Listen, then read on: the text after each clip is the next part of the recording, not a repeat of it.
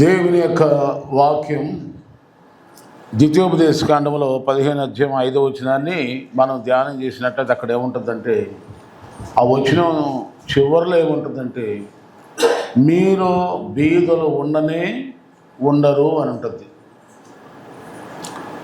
ద్వితీయోపదేశకాండం 15వ అధ్యాయం 5వ వచనంలో, కావున నేడు నేను నీకు ఆజ్ఞాపించుచున్న ఆజ్ఞలన్నిటినీ అనుసరించి నడుచుకొనుటకు నీ దేవుడైన యెహోవా మాటను జాగ్రత్తగా విని ఎడల మీలో బీదలు ఉండరు అని అంటలేదు, ఉండనే అంటే అంత గట్టిగా చెప్తున్నాడు.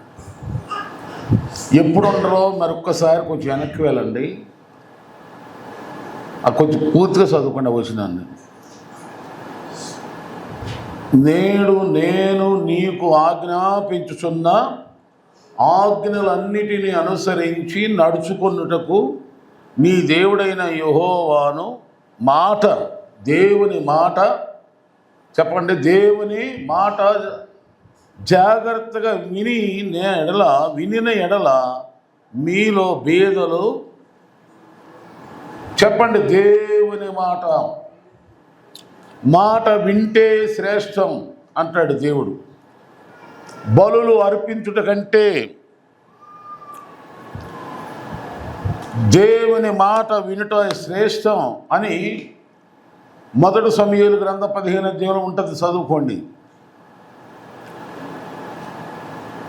యేసుక్రీస్తు ప్రభువును నమ్ముకోకపోయినా లోకాన్ని రీతిగా ఉన్నామా, అన్యులుగా ఉన్నా, ఆచారాలు ఆచరిస్తున్నా,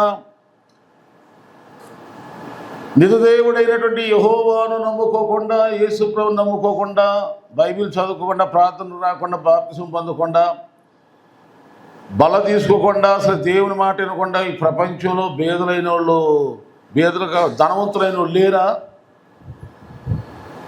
మళ్ళా చెబుతున్నానండి, ఈ యేసు ప్రభు దగ్గర రాకుండా, చర్చికి రాకుండా, ప్రార్థన రాకుండా, బైబిల్ చదవకుండా, బాప్తిసం పొందకుండా, అసలు యేసు ప్రభు అంటే ఎవరో తెలియకుండా ఈ లోకంలో డబ్బున్న వాళ్ళు లేరా?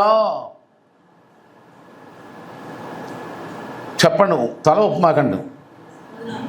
అది మరి ఎందుకు మరి మనల్ని ఎందుకు ఇట్లా అంటున్నాడు? ద్వితీయోపదేశకాండం 15:5 ఏముంది? నా మాట మీరు జాగ్రత్తగా విని ఎడల మీలో బీదలు ఉండని, పేదరికం ఉండదు, దరిద్రత ఉండదు. ఎందుకనగా 2 కొరింథీ పత్రిక 8:9 ప్రకారం ఏమనుందంటే, నేను మిమ్మల్ని ధనవంతులు చేయటానికే యేసు ప్రభువారు ఈ లోకానికి వచ్చానని అక్కడ రాయబడింది. మన కోసమే ఆయన దరిద్రుడిగా జన్మించాడు, దరిద్రుడిగా జీవించాడు, దిక్కులేని వాడికి చనిపోయాడు, మనందరినీ ధనవంతులు చేయాలని కదా దాని సారాంశం. మరి లోకములో యేసుక్రీస్తుని ఎరగని వారు కూడా డబ్బున్న వాళ్ళు అవుతున్నారు కదా. దాని గురించి బైబిల్ ఏం చెబుతుందంటే, వాళ్ళు ఎందుకు ధనవంతులు అవుతున్నారో మనం బైబిల్ని అడిగితే, దేవుని అడిగితే, ప్రసంగి గ్రంథం 2వ అధ్యాయం అక్కడ మనకు జవాబు దొరుకుద్ది. ఎందుకు అవుతున్నారు వాళ్ళు, ఎందుకు డబ్బున్న వాళ్ళు అవుతున్నారు, ఎందుకు సంపాదిస్తున్నారు? 2వ అధ్యాయం 26వ వచనంలో మనం గమనిస్తే వాళ్ళ గురించి ఒక మంచి జవాబు వస్తుంది మనకి.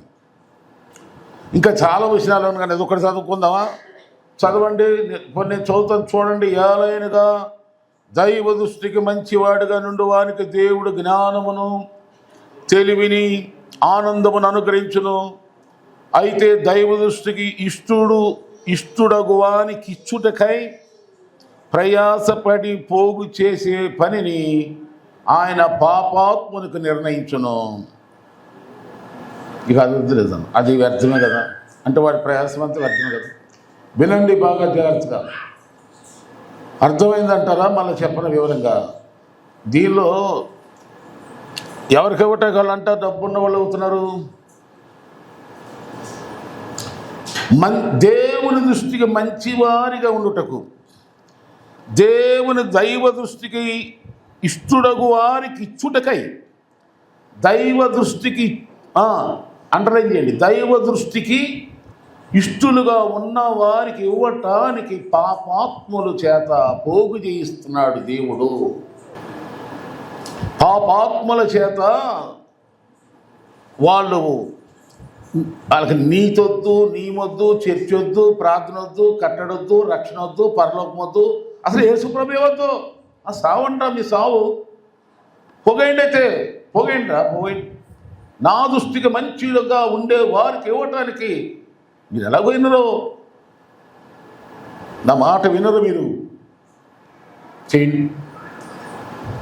వాళ్ళతో పోగించి, వాళ్ళతో కష్టాలు చేయించి, వాళ్ళతో శ్రమలు చేయించి, వాళ్ళ చేత పోగొచ్చి, వాళ్ళలో దురాశ పోగేసుకుందాం, తరతరాలు తినేద్దాం, లంచాలతోనూ రకరకాలైనటువంటి నియమాలు, నిబంధనలు, క్రమాలు, పద్ధతులు లేకుండా పశువుల్లాగా, మృగాల్లాగా ఒక పద్ధతి లేని వారికి ఉంటారు పాపిష్టోళ్ళు. అలాంటి వాళ్ళకి దేవుడు పని చెప్తున్నాడు. ఏం పని? అదిగో నా బిడ్డలు నా మాట విని వణుకుచున్న నా బిడ్డలు ఉన్నారు. ఈ లోకము డబ్బును కానీ, లోక ఆస్తులు కానీ, ఈ లోకములో ఉన్న దేన్ని ప్రేమించక నన్నే ప్రేమిస్తున్నారు కనుక వాళ్ళకి ఇవ్వటానికి పోయేరా? పోయే నువ్వు ఎలాగోనో నా మాట పనికి మనోడా, పనికి మనదానా అని అంటాడు దేవుడు. కొన్ని చాలా వచనాలు బైబిల్లో. దైవ దృష్టికి ఇష్టడగు వానికిచ్చుటకై పాపాత్ముని చేత దేవుడు పోగు తీయిస్తాడు. నమ్ముతారా? నమ్మకపోతే ఉన్నట్లు. మనము చేయవలసిన పనేంటి? దేవుని బిడ్డలుగా దేవుడి మాట జాగ్రత్తగా వినండి. అంటే జాగ్రత్త అంటే ఆయన ఏమి చెప్తున్నాడో అది చెయ్యి.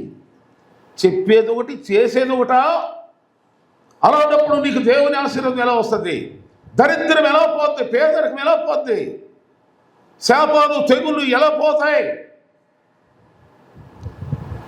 నీ పిల్లోడు ఒక రోజు నీ మాటను పోతే ఎంత బాధపడతావు?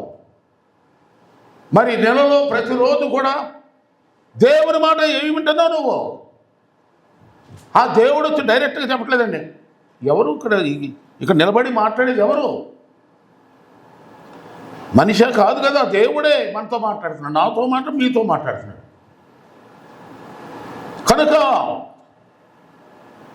దేవుని మాటను మనము జాగ్రత్తగా విని ఎడల మీలో బీదలు ఉండరు. ఈ 2020 సంవత్సరం ఒక నెల అయిపోయింది. ఇక పేదరికమైన గురించి మాట్లాడకూడదు. నోటితో మాట్లాడకూడదంటే అంత సమృద్ధి నీకు రావాలి. అవునా కదా? అంత సమృద్ధి రావాలంటే నువ్వేం చేయాలి? షరతు ఇవాళ మంగళవారం ఈ పని చేయకూడదు, శుక్రవారం ఈ పని చేయకూడదు. ఏమి నడవో దేవుని దగ్గర. చీకట్లో డబ్బులు తీయకూడదు, అమావాస్య రోజు ఖర్చు, ఇవన్నీ వస్తుందో ఇవన్నీ నీ మనుషుల యొక్క ఏమంటారు, ఇది మూఢనమ్మకాలే తప్ప వాళ్ళ స్వకీయమైన తలంపులే తప్ప ఏమీ లేదండి. కనుక దేవుడు ఒక వ్యక్తిని హెచ్చించువాడు. ఆయన ఐశ్వర్యవంతునిగా మనల్ని చేయాలనుకుంటే ఆయనకి ఎంతసేపు, మనకెంతసేపు? దేవుడుకు మనకు అసాధ్యమే అవ్వచ్చు, నాకు అసాధ్యమే. చాలామంది ప్రయత్నం చేస్తూ ఉంటారు.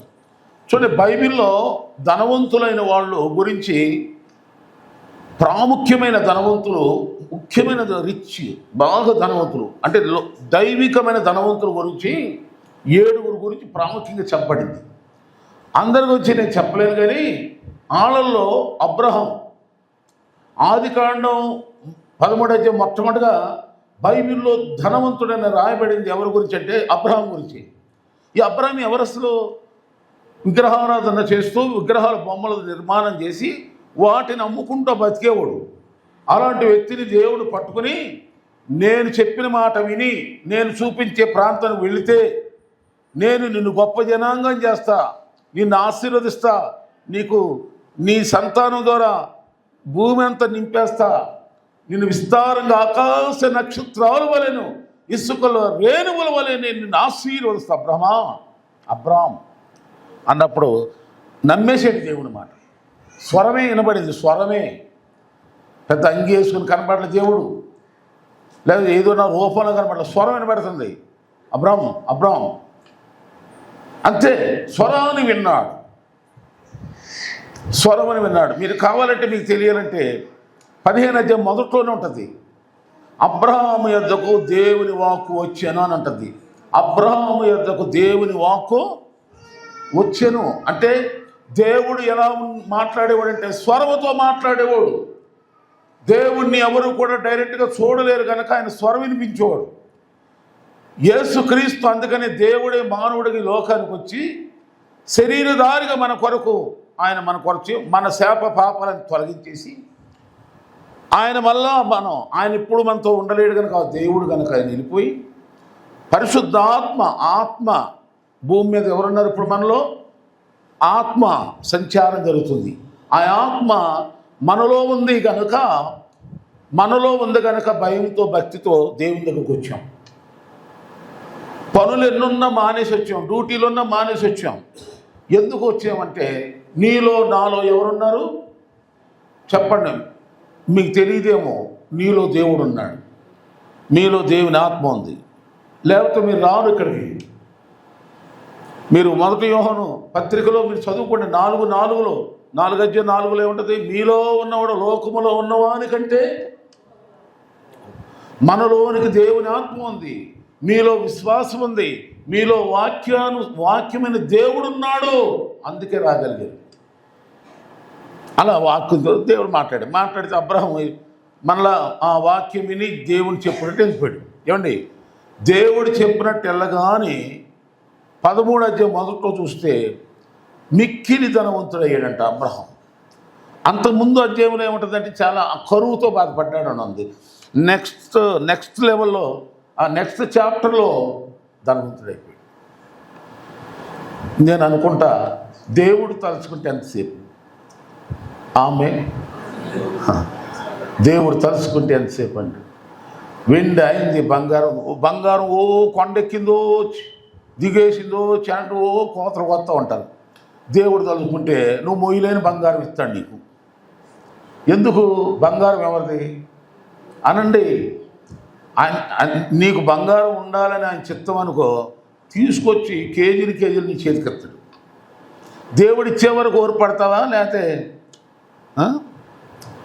అది ఇది తెచ్చుకోవటం లేదని బాధపడతాం? వద్దు. మిక్కిలి ధనము, మిక్కిలి ఆస్తి నీ దగ్గర ఉన్న విలువైన వస్తువులకి ఎక్కడ ఉండకూడదు. ఆమేన్. నీ దగ్గర ఉన్నటువంటి ఐశ్వర్యం ఎక్కడ ఉండదు.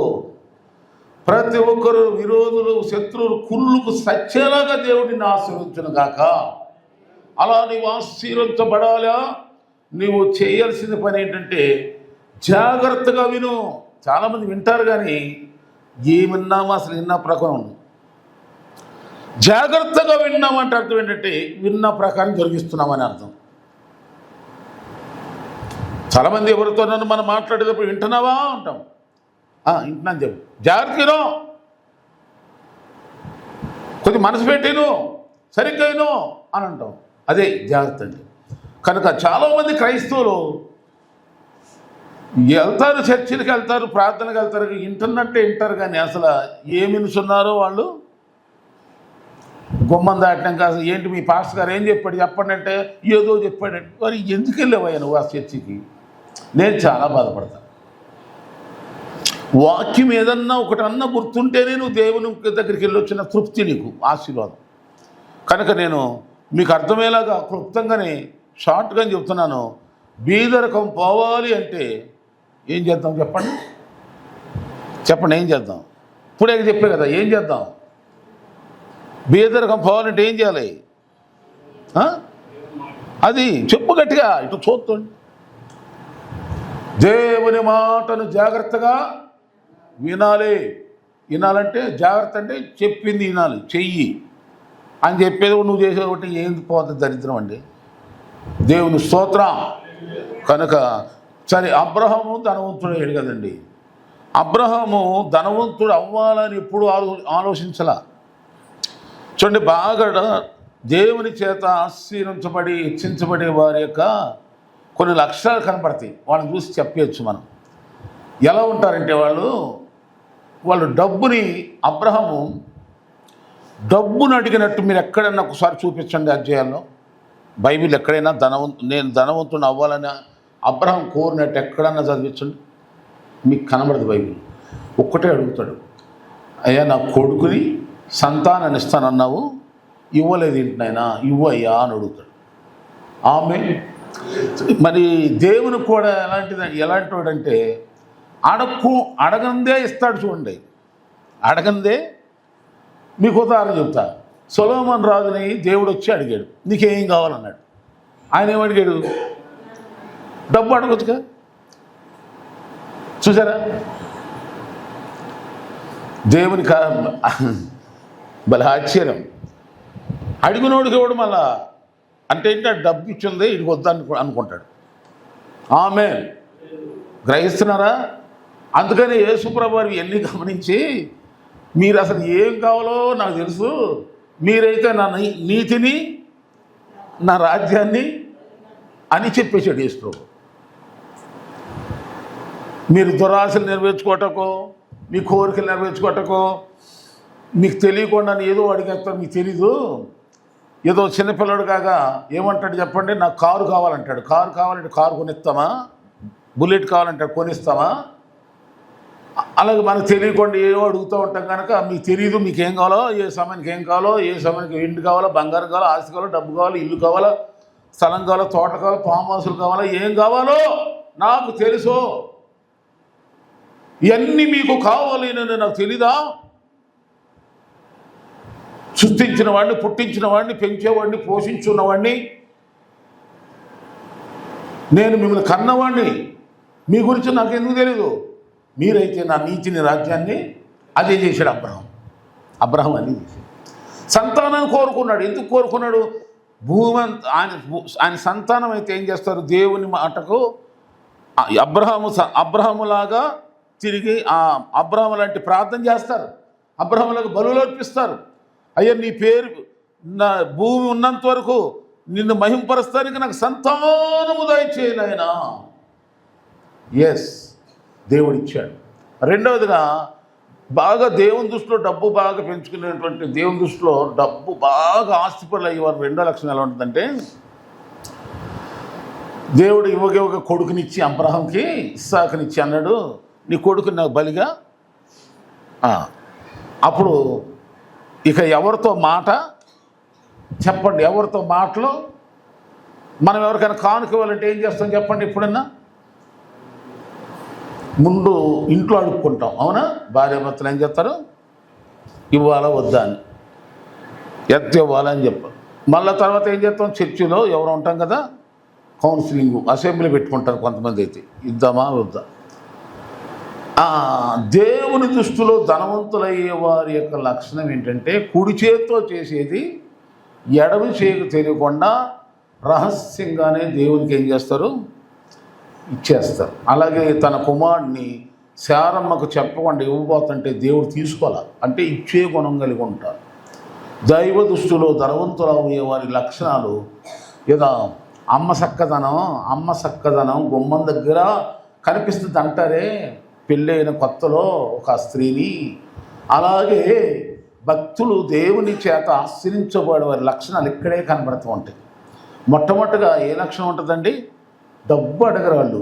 ప్రభువా నీ చిత్తం జరిగించడానికి నన్ను నా కుటుంబాన్ని ఆశీర్వదించయ్యా, బలపరుచునైనా. నీ మందిరం దావీదు కూడా ఎప్పుడు అడగల. దావీదు ప్రార్థన చేస్తాడు. 2 సమయాలు 7వ అధ్యాయంలో ఉంటుంది, చదువుకొని అన్నీ చదివిస్తే నాకు టైం సరిపోదు.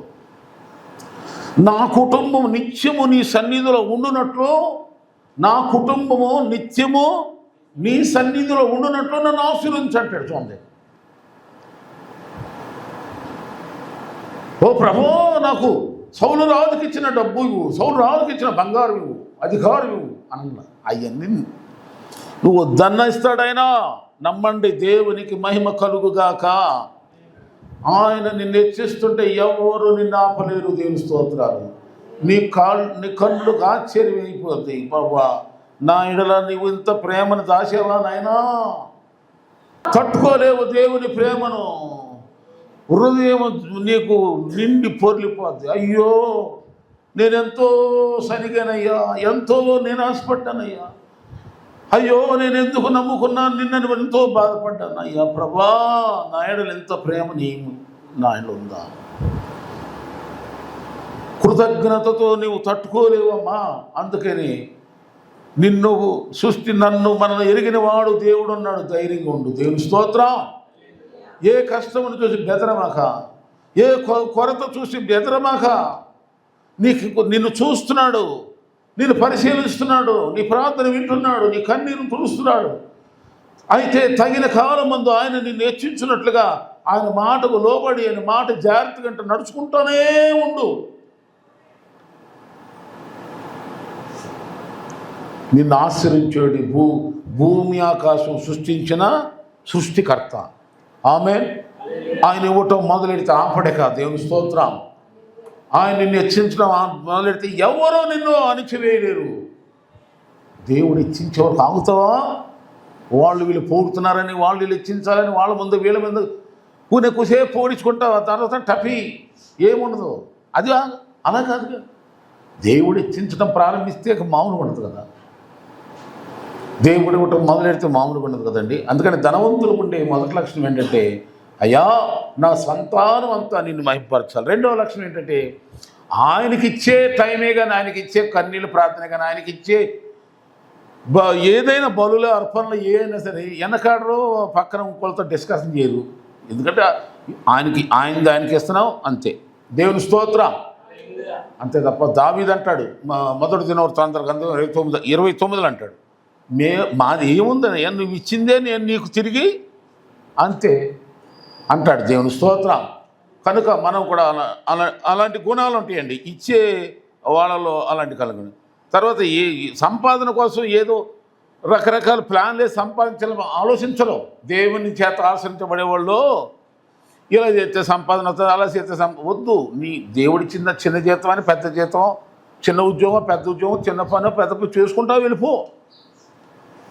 బైబిల్లో లేదా నరుల కష్టం చేత ఆశీర్వాదం ఎక్కువ కాదు, యెహోవా ఆశీర్వాదమే ఉంది కదా.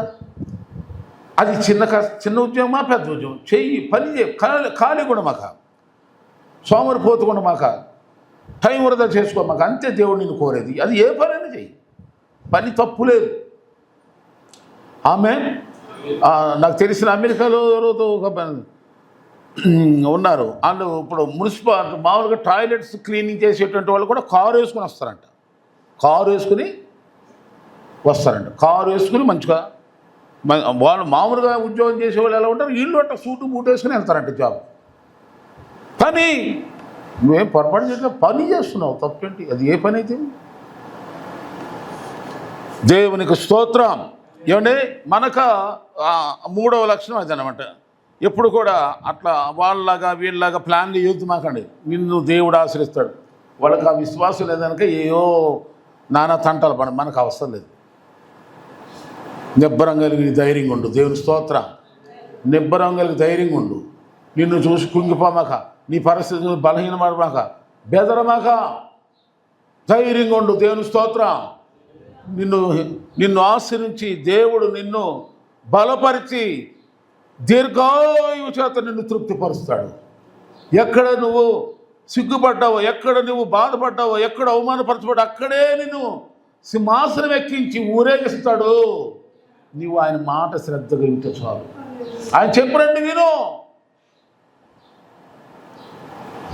2 విషయాలు చెప్తాను ఈ సందర్భంగా మాట వినే విషయంలో. ప్రకటన గ్రంథం 1:3 ఏముంటుందంటే, 1:3 ఏముంటుంది, ఈ ప్రవచన వాక్యములు అనగా ఈ బైబిల్ మాటలో చదివేవారు, వినేవారు, ఇందులో ఉన్న సంగతుల్ని గైకొనివారు ధన్యులు అంటాడు. తర్వాత లూకా సువార్త 11 యేసుప్రభువు వారు వాక్యం బోధిస్తున్నప్పుడు ఒక స్త్రీ అంటుంది, అయ్యా ఓ యేసుప్రభా, నీవు కూడించిన స్థనములు ధన్యములైనవి, నేను కన్నా తల్లి గొప్పదని మరి ఇండైరెక్ట్గా మరియమ్మ గారిని పొగుడతారు. అప్పుడు ఆయన అంటాడు, అవును కానీ ఈ నా మాటలు విని వీటి చొప్పున జరిగించేవారు ఆమె కంటే ధన్యులు. అయ్యా ఒక చోట ఆయన వాక్యం చెబుతూ ఉండగా ఎవరో వచ్చి అంటారు, యేసు ప్రభు మీ అమ్మగారు వచ్చారంటే, మరియమ్మ గారు వచ్చారు, పిలుస్తుంది రండి. ఎవరు నా తల్లి, ఎవరు నా సహోదరులు, ఈ నా మాటలు విని వీటి చొప్పున నడిచే మీరే నా తల్లులు, నా తండ్రులు, నా స్నేహితులు అన్నాడు. ఏం కావాలండి? ఇంకా మొదటి రాజుల గ్రంథం 10వ అధ్యాయంలో చూస్తే సొలొమోను కాలంలో షాబా దేశం నుండి ఒక రాణి వచ్చి సొలొమోను ఎదుట జ్ఞాన వచనాలు వింటున్న సేవకుల గురించి అంటది. నీ సేవకులు భాగ్యవంతులు, నీ ఎదుట నిలుచుండి నీ మాటలు, దేవుని మాటలు వినుచున్న మీరు భాగ్యవంతులు.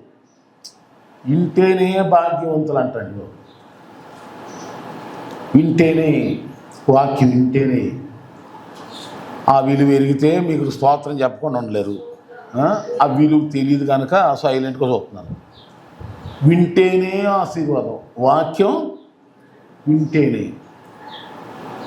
టీవీలో వింటున్నామని చెప్పమాకండి. అంటే టీవీలో అంటే అది ఆన్లైన్ కదా, మీరు ఏ స్థితిలో ఉన్నారో వాళ్ళకి తెలియదు కదా. మీరు దేవుని ఎదురుకు వచ్చినప్పుడు దేవుడు డైరెక్ట్గా మనతో మాట్లాడతాడు, అంతే కదండి. ఇప్పుడు ఆన్లైన్లో ఎంతోమంది డాక్టర్లు ఆరోగ్య సూత్రాలు చెబుతారు, ఎంతోమంది ఎన్నెన్నో చెబుతున్నారు. వాళ్ళు చివరిగా మీరు వింటారో లేదో చూస్తారో లేదో నాకు తెలియదు, కానీ ఇన్ని ఆరోగ్య సూత్రాలు చెప్పినాక లాస్ట్లో ఒక నోటీస్ ఇస్తారు. మీరు అది చూడరు, చాలామంది చూడరు. ఇది మా యొక్క సొంత ఆలోచనే తప్ప మిగతా ఏదైనా నిర్ణయం తీసుకుంటే డాక్టర్ సలహా తీసుకోకుండా మాత్రం ఇది మీరు చెయ్యొద్దని లాస్ట్లో ఇస్తాడు. అది చూడరు. ఆడు మానేయమన్నాడని మానేయమంటారు. ఇదే ఏదో వాళ్ళ బిజినెస్ అది, అవి నిజం కాదు. కనుక అలాగే దేవుని దగ్గరకు రండి. ఇప్పుడు ఆన్లైన్లో కూడా వాక్యం వినేవాళ్ళు ఎవరైనా నా మెసేజ్ నచ్చి దేవుడు నాతో మాట్లాడడానికి ఫోన్ చేస్తారు. ఫోన్ చేసి మళ్ళీ వివరంగా ఆల విషయాలు తెలుసుకుని ఇది కరెక్టేనయ్యా ఇలా అనుకుని ఈ డైరెక్ట్గా మాట్లాడి నాతో మాట్లాడి ఆ వాక్యాన్ని ఎలా తీసుకోవాలో తీసుకుంటారు, ప్రార్థన చేయించుకుంటారు. అలా ఆ ప్రాంతంలో చాలామంది ఫోన్లు చేస్తూ ఉంటారు. వాక్యం నచ్చినోళ్ళు, హృదయంలో గుచ్చినోళ్ళు. ఆమె నా మాట ముగిస్తున్నానండి. నేను చెప్పింది ఏంటంటే మనలో బేదరికం పోవాలంటే ఏం చేద్దాం చెప్పాలి. వాక్యం జాగ్రత్తగానండి. జాగ్రత్తగా అంటే అర్థం ఏంటి? బుధవారం ప్రార్థన రండి అన్నాను అనుకో, తలకి ఊపుతామా లేదా? శనివారం రండి అంటాం, వస్తారా? తలకి ఊపుతాం లేదా? అంటారా లేదా?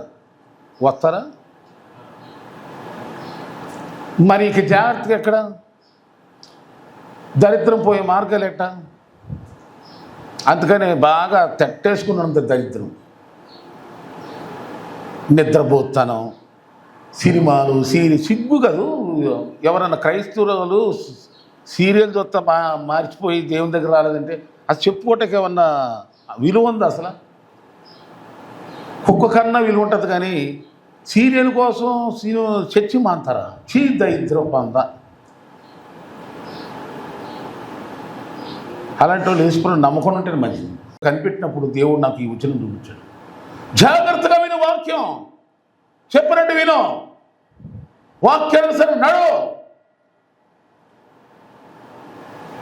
కొంతమంది వెళ్ళి యేసుప్రభు దగ్గరికి ఆయన చెప్తాడు ఒక ఉపమానం, అక్రమం చేయవాలారో నా ఇంత నుండి మీరు పోండి అంటాడు కొందరిని. యేసుప్రభు అంటాడు 7 చదువుకోండి మీరు, 7 అధ్యాయం 6 అధ్యాయంలో ఉంటుంది మత్తయి సువార్తలో. ఏంటి అక్రమం చేయవాలని? వాళ్ళు ఏమంటారు? అయ్యా నేను మీ నామంలోనే ప్రార్థన, దెయ్యాలు వెళ్ళి, జ్వరాలు పోయినాయి, కాళ్ళ నొప్పులు తగ్గినాయి, అవి తగ్గినాయి, పర్లేదు, బాగానే అని. యేసుప్రభు అంటాడు అక్రమం చేయాలని పోండి అంటాడు. అంటే ఎందుకన్నాడు ఆ పిల్లని? స్వస్థతలు పొందుకున్నారు, మేలు పొందుకుంటున్నారు, ఉపకారాలు పొందుకున్నారు, కానీ దేవుడు చెప్పినట్టు చేయరు. అందుకని అక్రమం చేయరు. క్రమం లేనివాడు, కట్టు లేనివాడు అలా ఉండొద్దండి. ఎందుకు? ఇప్పుడు ఎవరైనా భగవంతుడి దగ్గరికి వెళ్ళారంటే దేనికి వెళ్తాం చెప్పండి? బ్లెస్సింగ్ కొరకే కదా. యేసయ్య మొహం ఎందుకు? మనం ఆశీర్వదించబడాలని కదా. మరి ఆ ఆశీర్వాదం మనం విసుగు చేసుకోవాలంటే ఆయన ఏమంటున్నాడు? నా మాట నన్ను చాలంటాడు. నేను చెప్పినట్టు చెయ్యి. ఇదిగో నా సేవకుడిని మీకు ఇచ్చాను, సేవకుడి ద్వారా నేను మాట్లాడతా, వినండి. ఈ నా మాట విని వీటి చొప్పున జరిగించువాడు బండ మీద ఇల్లు కట్టుకున్న బుద్ధిమంతుని పోలి ఇల్లును. తుఫాను వచ్చింది, రకరకాల ఎన్ని వచ్చినా కానీ బండ మీద ఉంది కనుక ఇల్లు కదలలేదు, బెదరలేదు. వాక్యమానుసారంగా జీవించేవారు, దైవజనుడు చెప్పినట్టు ఈయనవారు అలా ఉంటారు. మీ ఇష్టం. ఉంటారా? ఇసుక మీద వేసుకున్న పునాదుల్లాగా ఉంటారా? ఇసుక మీద ఉన్న పునాదులు ఏముంది చెప్పండి? కొద్దిగా దట్టమైన కొద్ది గాలి వస్తే ఏమైంది? అందుకని కొద్ది శ్రమ రాగానే చచ్చిపడిపోతారు. ప్రార్థన ఉన్నది ఏముంది? బండ మీద కట్టుకున్న ఇల్లు కట్టుకున్న బుద్ధిమంతులాగా మీరు బలమైన వారిగా ఈ నెలంతా, సంవత్సరం అంతా, జీవితాంతం దేవుని చేత ఆశించిన బీదరకు లేకుండా ధనవంతులుగా, బలవంతులుగా, సర్వ సమృద్ధి కలిగిన వారుగా, సర్వ సంపదలు కలిగిన వారుగా దేవుని మహిమ కొరకు వర్ధిల్లుదురుగాక. ఆమేన్.